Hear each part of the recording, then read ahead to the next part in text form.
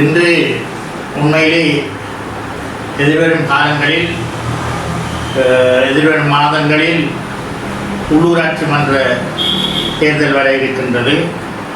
இந்த ஆண்டில் அடுத்ததாக மாகாண சபை தேர்தல்கள் வர இருப்பதாக அறியக்கூடியதாக இருக்கின்றது. இந்த நிலையில் கடந்த பாராளுமன்ற தேர்தலிலே வடகிழக்கிலே தமிழர்களது பிரதிநிதித்துவம் எந்த அளவிற்கு குறைந்திருக்கின்றது, தமிழர்களது ஒற்றுமை ஈனத்தால் தமிழ் மக்களது பிரதிநிதித்துவம் குறைந்திருப்பது மாத்திரமல்லாமல் எங்களுடைய இனப்பிரச்சினை விடயத்திலே தமிழ் மக்களுடைய பிரதிநிதிகள் தங்களுடைய கருத்துக்களை ஆணித்தரமாக கூற முடியாத ஒரு நிலையில் இருக்கின்றோம். 2001 அதற்கு முன்பு முரண்பட்டு கொண்டிருந்த விடுதலை போராட்ட இயக்கங்களும் மிதவாத கட்சிகளும் ஒன்றிணைந்து தமிழ் தேசிய கூட்டமைப்பாக உருவாக்கி தமிழர்களது பிரதிநிதித்துவம் ஆகக்கூடிய அளவிற்கு வடகிழக்கில் இருந்தது. ஆனால் 2009க்கு பின்பு எங்களுடைய பிளவுகள் மேலும் அதிகரிக்கப்பட்டு இன்று மிக மோசமான நிலையிலே நாங்கள் இருக்கின்றோம்.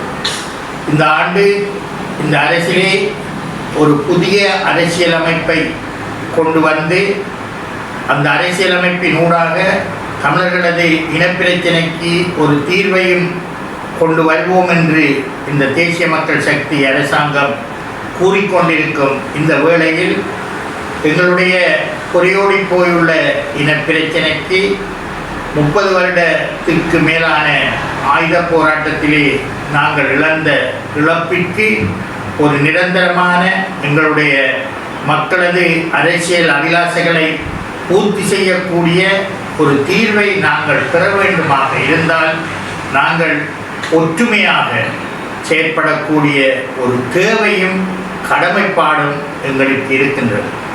இன்று அகில இலங்கை மக்கள் அகில இலங்கை தமிழ் காங்கிரஸின் தலைவர் கஜேந்திரகுமார் பொன்னம்பலம் அவர்கள் ஒரு முன்னெடுப்பை எடுத்திருக்கின்றார்.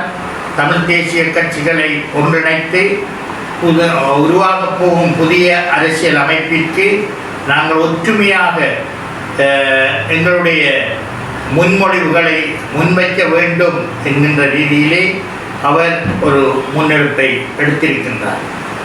எந்த கருத்தாக இருந்தாலும் யார் கொண்டு வருகின்றார் அந்த கருத்தை என்று பார்க்காமல் அது தமிழினத்திற்கு எங்களுடைய மக்களுக்கு நன்மை பயக்கக்கூடிய கருத்தாக இருந்தால் அதை நாங்கள் ஏற்றுக்கொண்டு எல்லோருமாக ஒன்றிணைந்து அதை நடைமுறைப்படுத்த வேண்டிய கடப்பாடு நமக்கு இருக்கின்றது.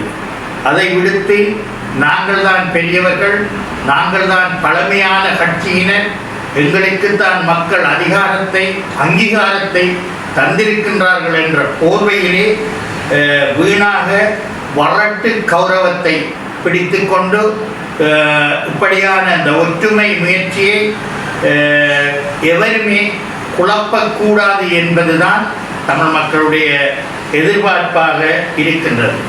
இந்த ஒற்றுமையை குழப்புவர்களை தமிழ் மக்கள் இனம் கண்டு அவர்களை எதிர்காலத்திலே நிராகரிப்பது மாத்திரமல்லாமல் ஒரு ஒரு ஒரு ஒரு புதிய மாற்றத்தை வடகிழக்கிலே கொண்டு வருவதற்கு தமிழ் மக்கள் முன்வர வேண்டும். இன்று இலங்கையிலே இந்த பழமை வாழ்ந்த பழமையான கட்சிகளான ஐக்கிய தேசிய கட்சி, ஸ்ரீலங்கா சுதந்திர கட்சி போன்ற கட்சிகளை எல்லாம் ஓரம் கட்டி 2 முறை ஆயுத கிளர்ச்சி மூலம் அதிகாரத்தை கைப்பற்ற துடித்த ஜேவிபியினர் என்பிபி என்கின்ற போர்வையிலே பழமையானவற்றை எல்லாம் ஒதுக்கி அந்த என்பிபியை தெற்கிலே மக்கள் கொண்டு வந்திருக்கின்றார்கள்.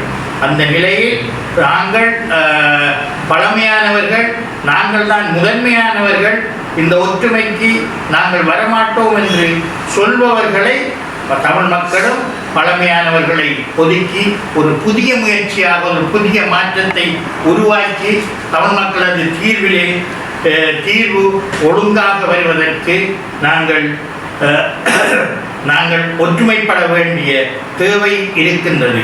அது மாத்திரமல்லாமல் இந்த புதிதாக வந்திருக்கும் தேசிய மக்கள் சக்தியின் அரசு கூட 3 வருடத்திற்கு பின்பு புதிய அரசியலமைப்பை கொண்டு வரப் போகின்றோம் என்று கூறுகிறார்கள்.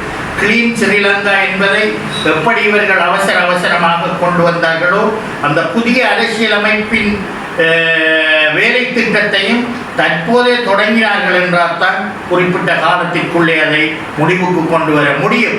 3 வருடத்திற்கு பின்பு இவர்கள் அந்த புதிய அரசியலமைப்பிற்கான வேலை திட்டத்தை ஆரம்பித்து ஆட்சி முடியும் தருவாயில் அதை அரைகுறையாக விட்டுவிட்டு அடுத்த தேர்தலுக்கான பிரச்சாரமாக இதை பயன்படுத்தக்கூடாது. கடந்த நல்லாட்சி என்கின்ற ஆட்சியிலும் கூட 2015 2019 வரை இந்த நாட்டிலே நடைபெற்ற ஆட்சியில் கூட ஒரு புதிய அரசியலமைப்பை உருவாக்குவதற்காக கூறிக்கொண்டு இழுத்தடிப்பு செய்து கடைசியிலே அது நிறைவேறாமல் போய்விட்டது.